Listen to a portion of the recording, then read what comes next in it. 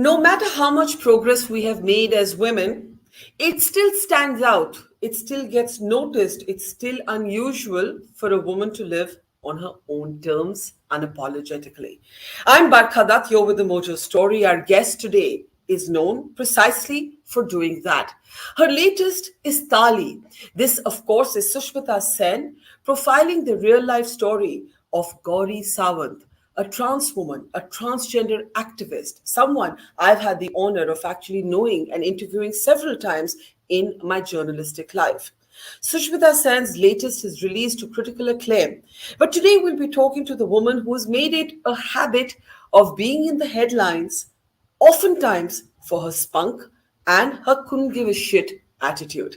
Let's welcome Sushmita to the program. And as I said, it's quite unusual, even now, Sushmita, after all this time, after all these decades, it still gets noticed when women are unapologetic, when women choose their own terms, when women define their own idea of morality, of ethics.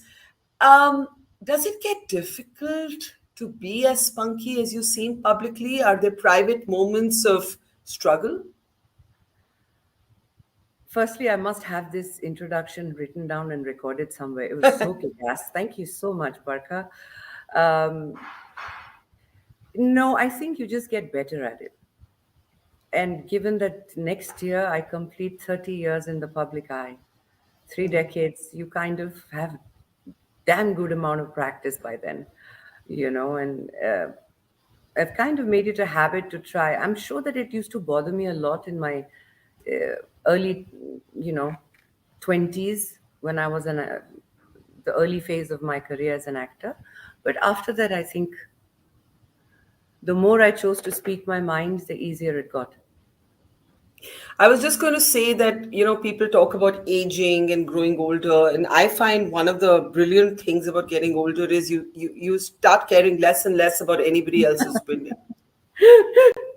True that. True that. Yeah. Let's talk about Tali, and then we have a whole lot of other things to talk about. I happen to know Gauri, and I know her from many years ago. But I was pained to see that when you first posted about the series, Yeah. there were comments that were hideously transphobic. You had words like "chakka" written on your comment page. How did Yeah. you navigate that, and did you have a sense of how deep that kind of prejudice runs in our society till before you did this series? No, actually, I've always known, just like most people, it's a very general idea. This is what the transgender community looks like, sounds like, behaves like, and everybody's fit into a single box. Everyone fits into that idea. They're loud, they scream, they abuse, they are not educated, and they are this and they are that. So there's a lot of prejudice there. But when you experience someone calling you a chakka, that open, it came like a dhap shock because I'm not used to that. Um, and within seconds, I realized I'm portraying a character, the real life epic person like Sri Gauri Sawant. And for that, I'm being called Chaka, and I take it so personally. It bothered me. So I can't even begin to imagine what people have to live with Yeah. every single day of their lives. Uh, so we everything has a catch 22, which is what I learned through the making of Thali. We had workshops where it was less about learning acting or unlearning acting. It was more about understanding real life stories of these characters, of these people, and then saying, damn, there's so much that I take for granted in my life that they've had to fight for. Like in Tali, it's actually a true story from Gauri's life that when her friend was put in the hospital, the dead body, just to get a stretcher, to put the body on a stretcher. She had to do a dharna and sit outside and curse, and I don't know what all she had to do just to get that much. Yeah. It humbles you. It humbles you and it prepares you for what's to come. I don't know. I think it kind of empowered me to just go all in to tell the Yeah. story and become their voice. It's tough to let go of vanity in the kind of industry that you're in. But when you slip into a character where you're not playing any reality that you've known previously, you're stepping into somebody else's reality. Was it tough to let go of vanity? I mean, you're Sushmita Sen, in the earliest memory of an entire generation. You're the beauty queen, and then Yeah. you're stepping into a completely different character. How tough was it to let go of vanity? It's a lovely question because I thought it would need a little bit of talking to myself.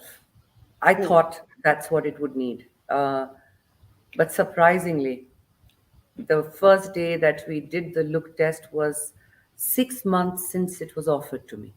So there was a gap of 6 months. And in that 6 months, I met with Gauri, I met with other transgender community members, I met with the creative people behind the team, everyone. Um, and after I met Gauri and said yes, this photo shoot happened, the look test. Yeah. I had already mentally decided that the only thing I wanted to get right was come as close to the essence of Gauri Sawant and her younger photographs as Ganesh, as close to it as possible. For the first time in my career, I think, in ages, I have not checked myself in the mirror to look at how beautiful I was looking. I looked at it to make sure I was still looking like Gauri and Ganesh. And a person like me saying, "Dada, मुझे लगता है यहाँ दाढ़ी कम है हाँ आज उसको continuity match करना है."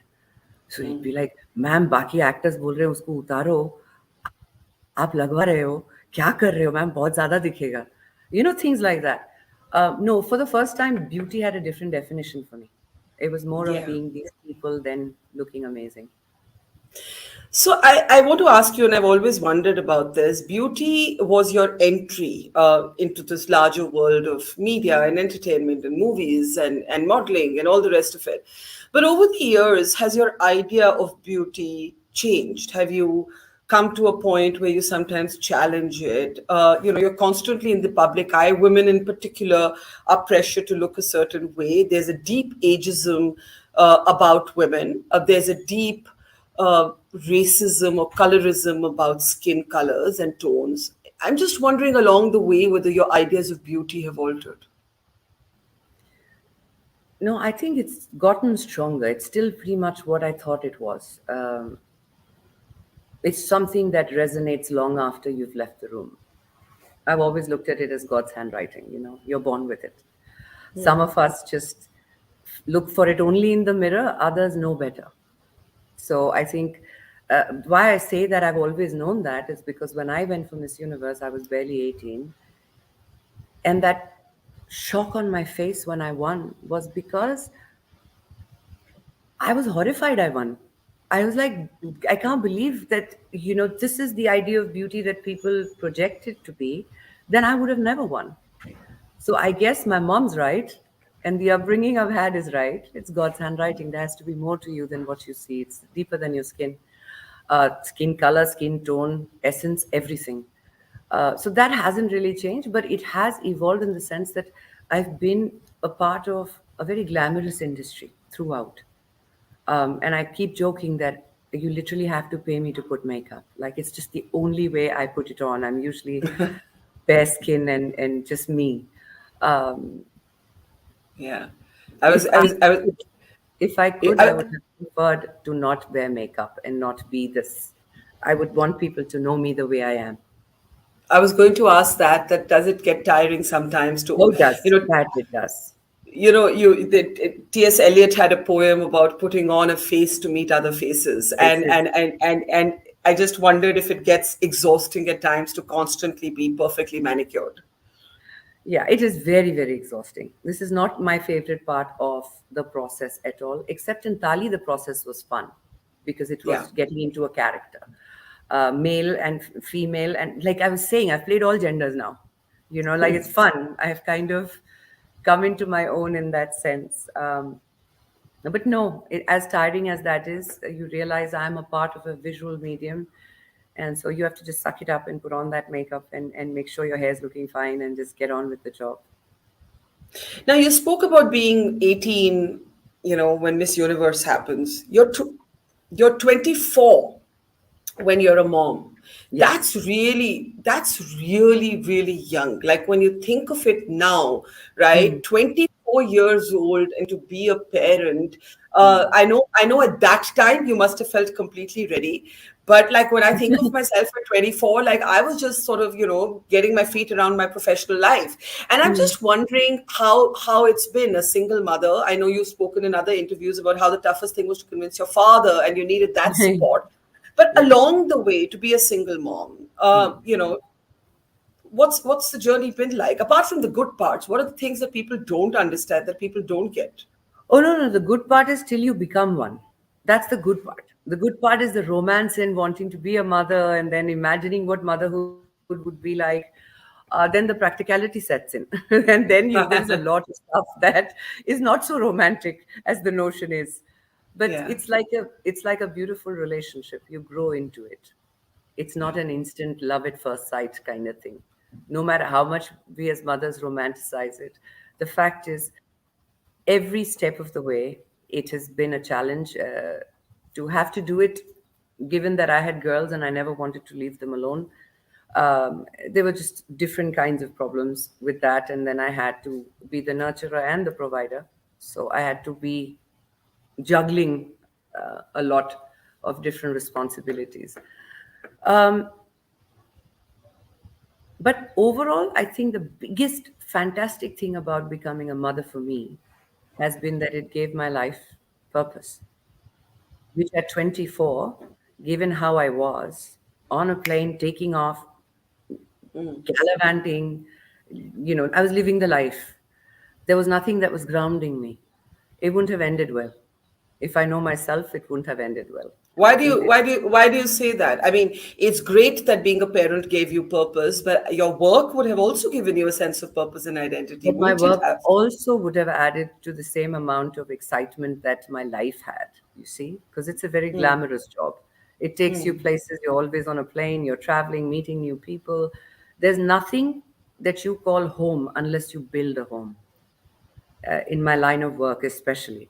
So I built a home very early in life, and that allowed me to do my job, get that satisfaction, do whatever, but have very strong discipline and principles by which I lived because I had to come back home, uh, and someone depended on me. That was, I think, the one most important driving force that motherhood brought in my life. That is the purpose I speak of. What was the toughest thing about being a single parent? Oh boy, not having at least 10 hands and 50 legs and 16 different versions of me and um, emotionally distressed most of the time. That's with one child. I imagine with one child. She needs me to be there. Renee was not very well when she came into my life. She had a medical condition, a very severe one. Um, so I'm filming, I'm giving you an example, all the way in Canada with Akshay and Karina. And it's a multi star cast, dates taken for Canada. And I have this pressure that people, as it is, are saying, she's not going to take her career seriously because now at 24, who becomes a mother? And that to the way she did. So I have a point to prove. I must be there on time. I must do my job. No complaints. I get a call from Bombay. My father was babysitting Renee, and he said she's been hospitalized and she's very serious. I have left everyone in a lurch in Canada and taken a flight back and said, I know this is the end of my career, but I accept, I'm so sorry. That takes priority because it's her health. They were very nice about it, at least superficially, I think. But I left and I came back to my daughter and then saw her through 1 week of hospitalization and then ran back to say, I'm ready for the job, but the damage was done. So things like that, it was tough to be in two, three different places. And if you didn't have that wider, Hillary Clinton had a book called It Takes a Village, and her whole thing Yeah. was that it does literally take a village. So imagine for a moment you didn't have that support system of your family. I mean, there's so many women, men even, who may want to be single parents today who do not have that wider family support system. Could you have done it? Absolutely. No doubt about it, because I have had emotional support of my family. Physical support, I think more so my friends.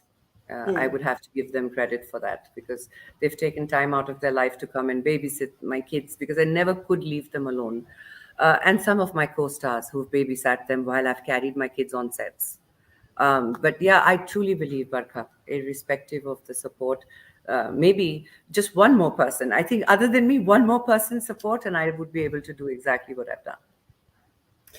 Bravo to you. I think more people should make individual choices. I think we make too many collective choices. Too few women make individually driven choices.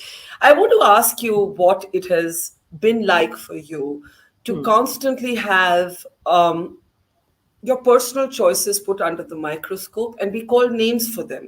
I don't know how many people of this generation remember, but I think you were in your 20s when you had to famously declare that you could buy your own diamonds. Every time you have been or presumed to have been in a relationship, I don't even know that people can say it with certitude. They have assumed you're in a relationship, they have linked it to your somehow getting something out of the guy. Most recently, you wrote a very pained post when you were called a gold digger when Lalit Modi's post catapulted you into the headlines, and you said people are presuming to know everything about my life. Hey, I can still buy my own diamonds, and I dig deeper than gold. I want you to talk about this moment that this is still happening to you. All these decades later, people are still presuming to know, assume, calling you names, suggesting that the only reason you'd be with a guy or not be with a guy would depend on wealth. Yeah. I think it's just an overall insult to just the people they are, honestly, Barkha. It's not to me. You see, I've always maintained when I was a young kid to now, when I'm 47, it's been consistently there. The realization that an insult is an insult when you accept it. Otherwise, it's just a lot of noise, you know. And that was just a lot of noise. I mean, it's so insulting to even imagine the kind of upbringing people must have for them to believe that if a woman owns a house, somebody must have gifted it. If she's wearing a diamond, some man must have given it. And that after knowing that this person is an independent, financially independent woman. She works for a living. She may be an entrepreneur, she may be an actor, she could be anyone, she could be you. But the idea that it must come from a man's pocket just tells me the size of their intellect and their life experiences. It is not an insult to me. Um, but when the last one came up, as recent as last year or whatever, the only reason I put out that post was to laugh at it, honestly, which I have. It wasn't so pained, it was just amusing because you call a woman a gold digger and then you go out there and put out these stories and your opinions and you're monetizing that gold digger. This is just a perception, but you're the reality, you're the real guy that's actually monetizing that concept by insulting a woman. I don't think this bothers me at all. What bothers me is having to let sometimes when you keep quiet, when good people keep quiet, the bad just thrives. I've seen that happen too many times. And we think it's not elegant to respond to something like this. Well, elegant be damned. I just needed them to know I am laughing, my lungs out, and it's just showing me that the generations have changed, but they haven't really Yeah. grown morally or ethically much. Yeah, elegance be damned for sure, because like scrappy women, we need more of them. But you know what? I agree with your attitude. Like, who cares? And also that you'll respond when you feel like, you'll be silent when you feel like. Absolutely. But it's got to impact relationships, right? Not everybody is used to being in the goldfish bowl. Not everybody is used to having constant Yeah. assumptions about Yeah. your life, right? So Yeah. does this kind of public scrutiny eventually create a blowback in your personal life, in your personal relationships? If it does, which it has in the past for sure, but if Yeah. it does still do that, I usually consider that a blessing because Why? insecure people in my environment don't stay for very long.